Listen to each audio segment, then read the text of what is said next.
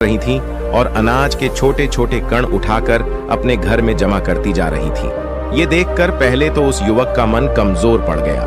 उसने सोचा कि ये इतनी मेहनत करके अपना घर भर रही है और मैं इनके घर को तबाह कर दूंगा तो इनको कितना बुरा लगेगा। लेकिन फिर उसने उस महात्मा की बात याद करते हुए उस घर को तोड़ना शुरू कर दिया। जल्द ही चींटियों में हाहाकार मच गया। वो इधर उधर दौड़ने लगी। अभी तक जो कतार में चल रही थी अब वो बिखर गई और इधर उधर अपनी जान बचाने के लिए भागने लगी। थोड़ी देर में घर टूट गया और सारी